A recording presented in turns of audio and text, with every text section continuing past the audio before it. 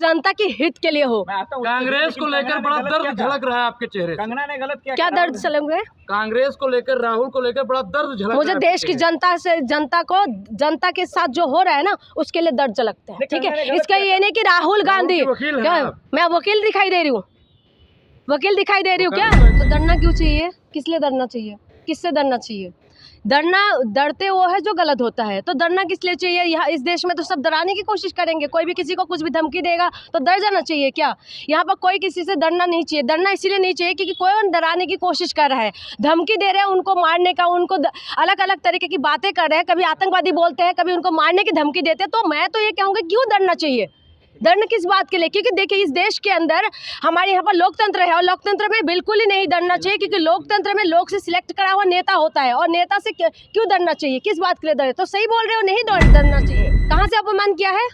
America में जाके सिखों के लिए बोलते हैं, पगड़ी के लिए। तो ये उन्होंने इस तरीके अपमान, ये तो बीजेपी वाले प्रेजेंट करते कि अपमान किया। ऐसा कोई अपमान वाले कोई बयान इस तरीके से नहीं आया है जो कि लोग कह रहे हैं। और जो ये सिख क्या नाम है इनका, जो बता रहे हैं कि उनको जो उनकी दादी जैसे हालत करेंगे, आप मुझे बताइए कि इस देश के अंदर जिस इंदिरा गांधी ने पूरी तरीके से अपने जीवन निछावर कर दिया, उनको गोली से मारा गया, इस देश के लिए उन्होंने अपने एक एक बूंद लहू बहा दिया है, लेकिन इस देश के अंदर फिर उनको इस तरीके से बात बोल रहे हैं कि देश के अंदर नफरत फैलाने की कोशिश है। ये नफरत फैलाने की कोशिश है। मैं तो कहूँगी कि नफरत की ये जो दुकान तुमने लगाया है ना, इस दुकान को बंद करो। अरे अमन भाईचारा की बात कर रहे हैं। कौन कर रहे हैं? कहाँ बात कर रहे हैं? कहाँ नहीं, कहाँ दिखाई दे रहे हैं आपको? कहाँ पर बात कर रहे हैं? आप बताइए ना, कहाँ दिखाई दे रहे हैं? कहाँ साथ है? सबका साथ सबका कहीं नहीं दिखाई दे रहे, सबको नहीं दिखाई दे रहे कहीं पर नफरत का। ईद और मुहर्रम में फ्री सिलेंडर दूंगा।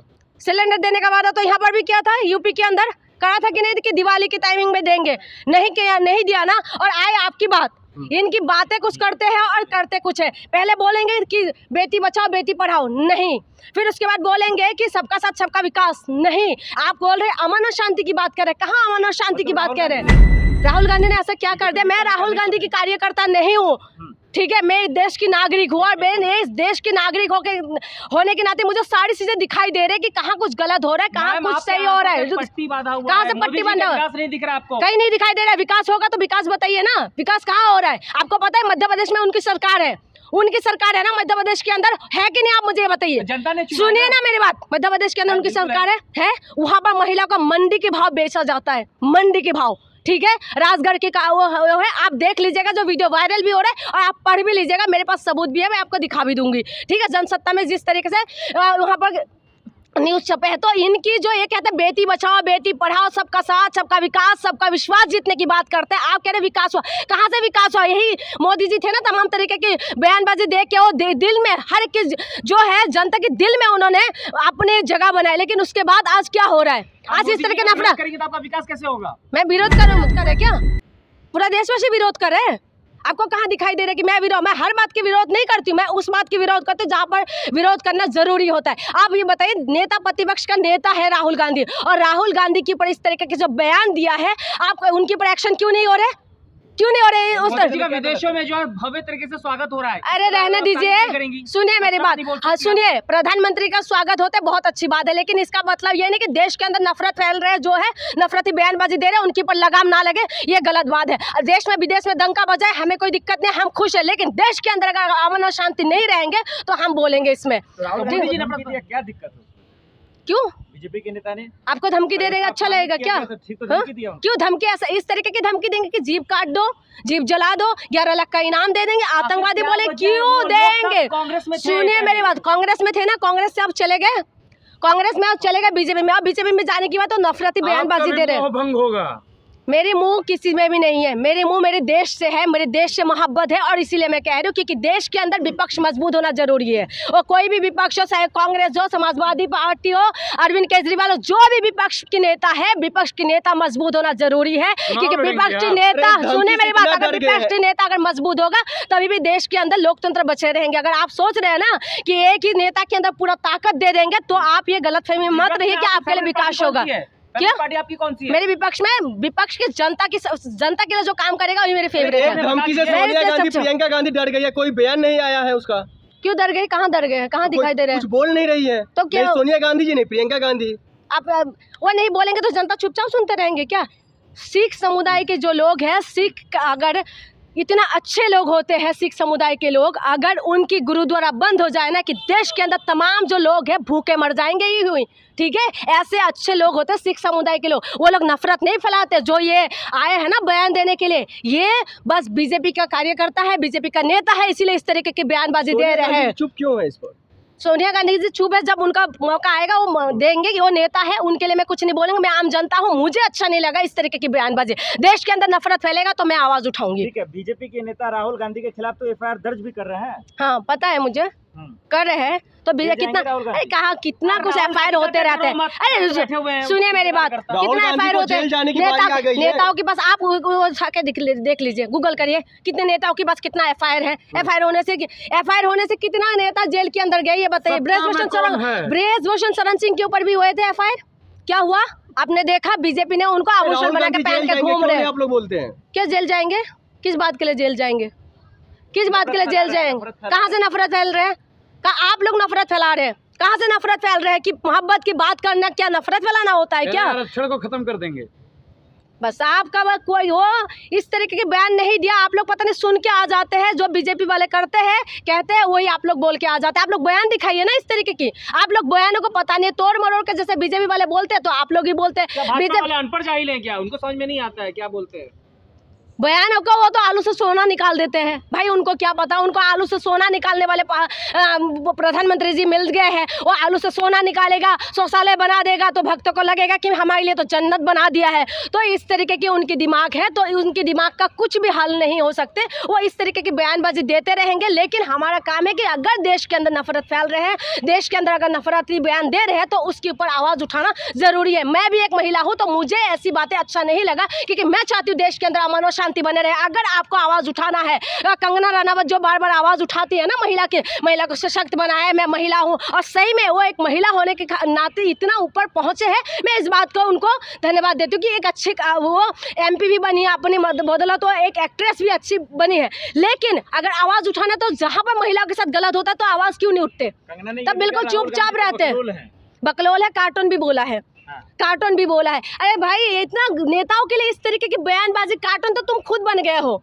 तुम इतना अलग तरीके की बयानबाजी देते हो, तुम उनके लिए आवाज़ उठाओ ना जो परेशान है, दुखी है। जो मैं अभी बता रही हूँ कि मध्य प्रदेश में इस तरीके के हो रहा है, महिलाओं को बेचा जा रहा है, तो ये आप ये बताएं उसके लिए आवाज़ क्यों नहीं उठाते? तब आवाज़ नहीं उठाएंगे। आपको ये लगता है कि ये नेता तो कार्टून लगते हैं, ये नेता तो फलाना लगता है। वो कह पहले बोल रहे, उस दिन इंटरव्यू में देख रही थी, वो कह रहे कि बिल्कुल ही मुझे कार्टून अच्छा लगता है, हंस रही थी बोल के। तो एक बात बताए, किसी भी नेता के लिए इस तरीके की बयानबाजी मुझे लगता है कि बिल्कुल सही नहीं है, और इस तरीके की बयानबाजी देने से बचना चाहिए। जो मुद्दे पे आपको बात करना चाहिए जो के लिए हो।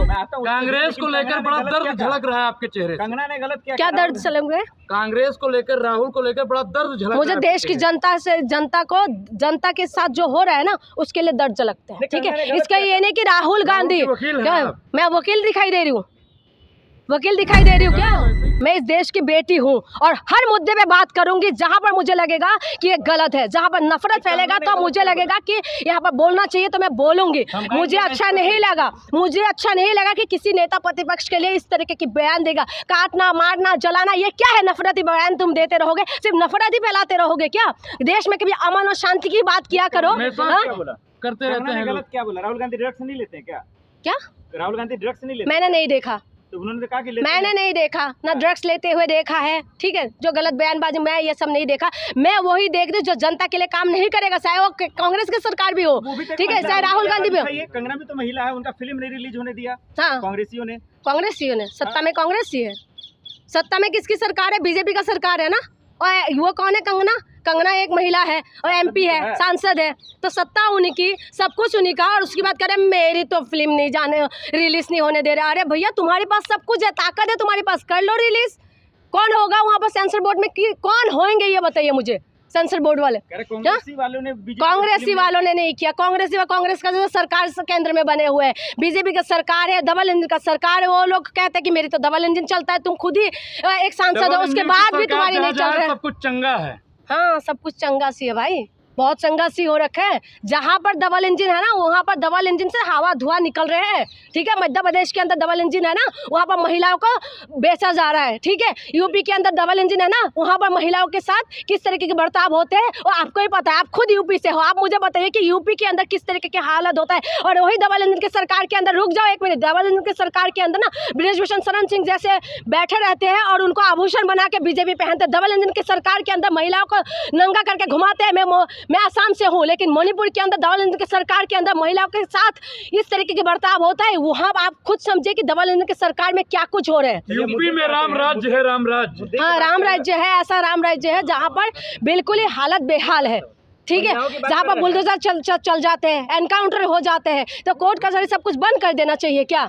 ये बताइए ना मुझे, कहाँ पर राम राज्य है? राम राज्य वहाँ पर बोलते हैं जहाँ पर महिलाओं को सम्मान मिलते हैं। राम राज्य वहाँ पर है जहाँ पर कोई भूखे नहीं हो। राम राज्य वहाँ पर है जहाँ पर लोग परेशान ना हो, खुशी से रहे। राम राज्य वहाँ पर बोलते हैं। ये ऐसा नहीं है कि वहाँ पर जो बलात्कार करके बाहर आएंगे जमानत में और केक काट के स्वागत करेंगे, वहाँ पर राम राज्य नहीं है, समझ रहे हो? और ऐसे यहाँ पर राम राज्य नहीं है जहाँ पर महिलाओं को रेप करके उसके बाद रातों रात उनको जला दे, वहाँ पर राम राज्य नहीं है। राम राज्य का दावा करने वालों को मैं बोलूंगी कि राम राज्य का दावा जो करते हो ना, तो महिलाओं के लिए आवाज उठाओ। ठीक है, बात कर रहे हैं, बृजभूषण ने चैलेंज दिया, विनेश जीत जाएगी तो मान जाऊंगा कि वो सही थी।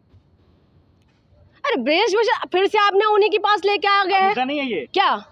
पहलवानों पे जो राजनीति हो रही है विनेश पे, वो मुद्दा नहीं है। कांग्रेस ने जो राजनीति किया है, अब आपको मैं क्या बताऊं, जो उन्होंने आरोप लगाया बृजभूषण के ऊपर। ठीक है, अब बृजभूषण आके इंटरव्यू देते जा रहे हैं, वो कह रहे कि कांग्रेस वहाँ पर हरियाणा में अगर बोलेगा तो प्रसार करने के लिए भी आएंगे। बीजेपी खुद कह रहे थे कि आप अपना मुंह को थोड़ा सा बंद रखो। हाँ, बृजभूषण का कुछ काम नहीं है क्या? वो बस ऐसे बोलते रहे। जीतना हारना जो है ये जनता के ऊपर बात है। जनता जिता भी सकता है, जनता हरा भी सकता है। बहुत सारे लोग ऐसे हैं कि जिसके ऊपर क्रिमिनल बहुत सारा आरोप लगे हुए, क्रिमिनल केस है उनके ऊपर चल रहे हैं या आरोप लगे हुए, लेकिन वो भी जीत के आ जाते हैं। बहुत सारे लोग ऐसा भी है जो चुनाव मैदान में उतरते हैं, उसके बाद चुनाव हार जाते हैं। इसका मतलब ये नहीं है कि तुम उससे साबित करोगे कि अगर वो विनेश फोगाट अगर जीत गए तो वो सही थे, यानी कि लॉटरी लग रहा है क्या यहाँ पर? हाँ, बीजेपी नेताओं को घुसने नहीं दिया जा रहा है पहलवानों के इलाके में, तो गलत है ना विनेश के गाँव में। तो क्या बीजेपी ने अच्छा काम करते तो घुसने देते? हरियाणा की जब वो बेटी यहाँ पर आए थे इंसाफ मांगने के लिए, तो ये पूरा देश ने देखा था कि किस तरीके की हालात कर दिया था उस बेटियों के साथ। तो ये नहीं देखा। बीजेपी नेताओं को फूल माला लेकर स्वागत करना चाहिए क्या? मुझे बीजेपी से दुश्मनी नहीं है ना, बीजेपी से मुझे कोई नफरत है, लेकिन उनकी नीतियों से मुझे नफरत है, नफरत बयानबाजी से मुझे नफरत है। और उनको गाँव में जो घुसने नहीं दे रहे, इसीलिए नहीं दे रहे क्योंकि उन्होंने जो किया हरियाणा की बेटी के साथ वो अच्छा नहीं किया। तुम उस प्रोटेस्ट को किस तरीके से कुचल दिया था ना, वो पूरा देश ने देखा है। और वो जो प्रोटेस्ट हो रहे थे वो किस मुद्दे पे हो रहा था वो सबको पता है।